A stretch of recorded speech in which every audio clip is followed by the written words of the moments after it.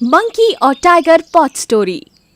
अरे ये क्या, एक बाघ का सर एक बर्तन में फंस गया।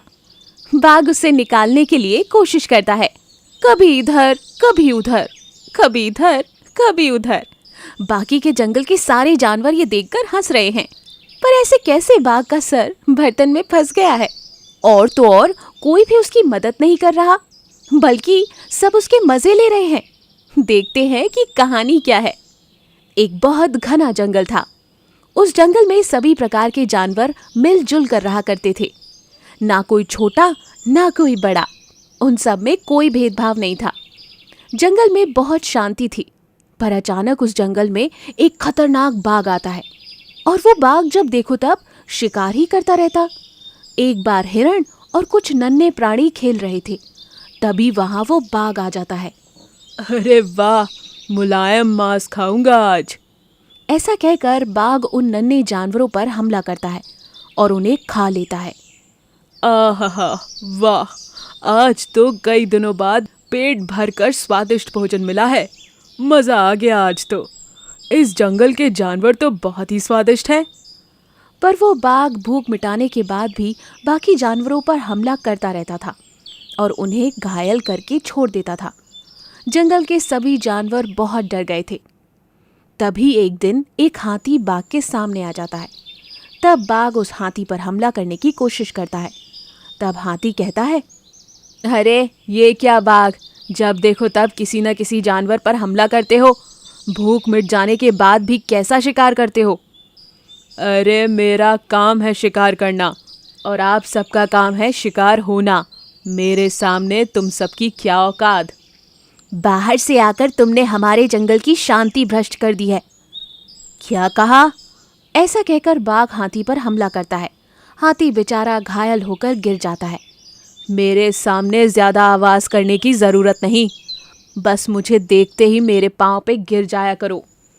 मेरी ताकत के आगे तुम सब एक चिल्लर हो, समझे? बड़े आए मुझे आदेश देने वाले। ये कहकर बाघ वहां से चला जाता है। बाघ का आतंक दिन ब दिन बढ़ता जा रहा था। जब भी बाघ जंगल में घूमता तो वो सबको परेशान करता रहता। बाघ के इस आतंक से सारे जंगल के जानवर परेशान हो चुके थे।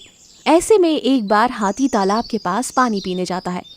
तब वहां एक बंदर भी आता है और वो बंदर कहता है, अरे हाथी, उस बाहर के आए हुए बाघ ने जंगल में आतंक फैला दिया है। हाँ, सच कह रहे हो, इसका तो मैंने भी अनुभव लिया है। बंदर और हाथी ऐसे ही बातें कर रहे थे कि तभी धीरे से सब जानवर उस तालाब के पास आते हैं। हर कोई उस बाघ की शिकायत करने लगता है। तब हाथी कहता है, अब उस बाघ को अच्छा मजा चखाने का समय आ चुका है, लेकिन करें क्या। सभी सोच में पड़ जाते हैं कि आखिर कैसे उस बाघ को जंगल से बाहर भगाया जाए। तभी बंदर कहता है, मेरे पास एक उपाय है। तो बताओ, देरी किस बात की। मैं एक बर्तन में बहुत सारा मांस रखता हूँ और उस बर्तन का मुंह छोटा होगा। बाघ वो मांस खाने के लिए बर्तन के अंदर मुंह डालेगा और फिर कभी बाहर नहीं निकल पाएगा। सबको बंदर का ये सुझाव बहुत अच्छा लगता है। तब बंदर कहता है, पर एक समस्या है, उस बाघ को उस मांस के बर्तन तक कौन लाएगा। तभी वहां पर खड़ी हिरन बोलती है, अरे मैं हूं ना, बाघ को मैं मांस के बर्तन तक लेकर आऊंगी। बाघ को मांस बहुत पसंद आता है, मैं उसे उल्लू बनाकर ले ही आऊंगी। फिर क्या, उस बाघ को सबक सिखाने के लिए सभी प्लानिंग में रेडी हो जाते हैं। दूसरे दिन प्लान के मुताबिक बंदर एक बर्तन में मांस डालकर रखता है। हिरन जानबूझकर बाघ के सामने आती है और हिरन को देखकर उसके मुंह में पानी आता है। हिरन का मांस, क्या बात है। ऐसा कहकर बाघ हिरन पर हमला करने जाता है। हिरन वहां से भाग जाती है। बाघ उसका पीछा करते करते मांस के बर्तन तक पहुंच जाता है। हिरन छुप जाती है। मांस की खुशबू से बाघ खुद को रोक ही नहीं पाता। अरे ये हिरन कहाँ गई? पर चलो छोड़ो उसे, किसी और दिन खाऊंगा। अब ये जो सामने पड़ा मांस है, इसे खा लेता हूँ। ऐसा कहकर बाघ वो मांस खाने के लिए अपना मुंह बर्तन में डाल देता है और जब अपना सर बाहर निकालने की कोशिश करता है तो निकाल ही नहीं पाता। बाघ अपना सर निकालने की बहुत कोशिश करता है। सारे जानवर ये नज़ारा देखकर हंसते रहते हैं। बाकी के जानवरों को हंसते देख बाघ कहता है, अरे तुम सब देखकर भी मेरी मदद नहीं कर रहे हो। इस पर हाथी कहता है, पर हम आपकी मदद कैसे कर सकते हैं? आप तो बहुत ताकतवर प्राणी हो ना। अगर हमने आपकी मदद की तो वो आपके शान के खिलाफ होगा। वैसे आपको शिकार करने में बहुत मज़ा आता है ना, आप करो शिकार, बंदर ने कहा। बाघ उसी बर्तन में फंसा रहता है और कोई भी उसकी मदद नहीं करता, बल्कि कई जानवर तो उसको लकड़ियां भी चुबाने लगते हैं। बहुत देर से बाघ का सिर बर्तन में फंसे होने की वजह से बाघ को सांस लेने में भी अब तकलीफ होने लगती है। तब बाघ कहता है, अरे कोई तो मेरी मदद करो, नहीं तो मैं यहाँ दम घुटकर मर जाऊंगा। अब कैसी मदद? मर जाओ? तुम मरोगे तो हमारी जान बच जाएगी। फिर क्या, बंदर और हाथी मिलकर उस बर्तन को खींचने लगते हैं और वो बर्तन बाघ के सर से निकल जाता है। बाघ अगर थोड़ी भी देर उस बर्तन में रहता तो मर जाता। हाथी उस बाघ को पानी पिलाता है। पानी पीकर बाघ की जान में जान आती है। तब बंदर कहता है, देखा बाघ, कभी भी अपनी ताकत का गलत इस्तेमाल नहीं करना चाहिए। कल जिस हाथी को तुमने घायल किया था, आज उसी ने तुम्हें पानी पिलाया है। मुझे मेरी गलती का एहसास हो गया है, मुझे माफ़ कर दो। आज के बाद मैं सबके साथ अच्छा बर्ताव करूंगा और बिना बात किसी की जान नहीं लूंगा। वो बाघ उस जंगल को छोड़कर वहां से चला जाता है।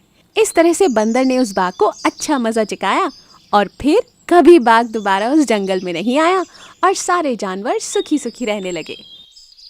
मूर्ख सुअर की कहानी। बहुत समय पहले की बात है। किसी जंगल में एक सुअर बरगद के पेड़ के नीचे लेटकर आराम कर रहा था। लेटे लेटे उसके मन में बुरे बुरे ख्याल आने लगे। उसने सोचा, यदि धरती फट गई तो मेरा क्या होगा? अभी वो ऐसा सोच ही रहा था कि उसे एक जोर के धमाके की आवाज आई। वो बुरी तरह से डर के उठ गया और चीखने लगा और इधर उधर भागने लगा।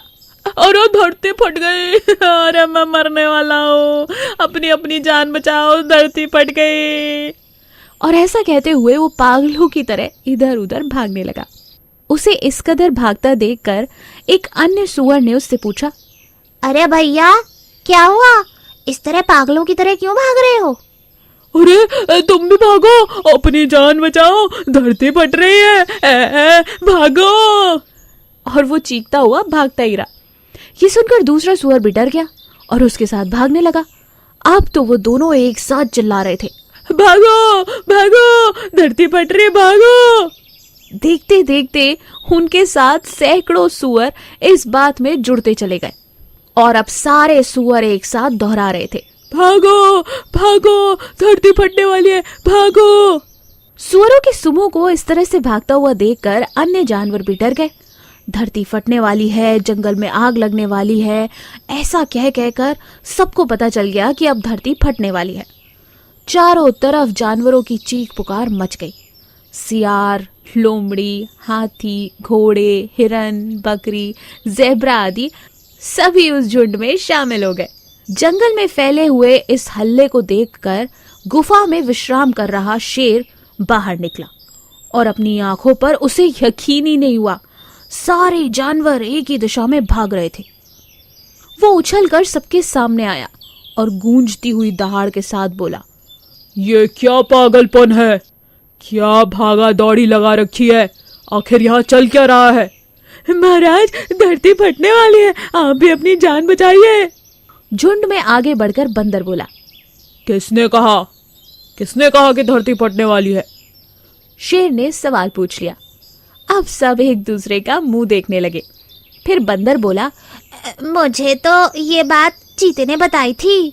चीते ने कहा, मुझे पक्षियों ने कहा था। ऐसा करते करते सारा रास्ता खुलते खुलते सबसे पहले सुअर पर बात आ गई। सुअर को महाराज के सामने बुलाया गया। तुमने कैसे जाना कि धरती फटने वाली है?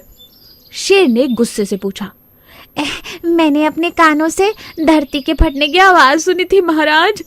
सुअर डरते हुए उत्तर देता है। ठीक है, चलो, मुझे उस जगह ले चलो और दिखाओ कि धरती कहाँ फट रही थी। ऐसा कहते हुए शेर सुअर को उस ठिकाने पर ले गया। बाकी जानवर भी उसके पीछे पीछे चल दिए। अभी भी सब डरे हुए थे। बरगद के पास जिस पेड़ के नीचे सुअर बैठा आराम कर रहा था, वहां जाकर उसने बोला, मैं यहीं सो रहा था, तब जोर के धरती फटने की आवाज आई। मैंने खुद अपनी आंखों से धूल उड़ते हुए भी देखा, तभी तो मैं भागा। शेर ने आसपास जाकर देखा और सारा माजरा समझ गया। उसने सभी को संबोधित करते हुए कहा, ये सुअर महामूर्ख है। पास ही नारियल का एक ऊंचा पेड़ है और वहां तेज हवा चलने की वजह से एक बड़ा सा नारियल धरती पर आकर गिरा। उसी की वजह से आसपास धुआं भी हुआ, धूल भी उड़ी और आवाज भी हुई, और इस बेवकूफ सुअर को लगा कि धरती फटने वाली है। शेर ने बोलना जारी रखा, भाइयों, ये तो सुअर है, पर क्या आपके पास अपना दिमाग नहीं है? आपको जरा किसी की बात पर आने से पहले खुद का दिमाग लगाना जरूरी होता है। अब सब अपने अपने घर जाओ और आइंदा इस तरह किसी भी अफवाह पर यकीन करने से पहले 10 बार सोचना। सारे जानवर चुपचाप अपने अपने घर चले गए। तो इस कहानी से हमें क्या पता चलता है?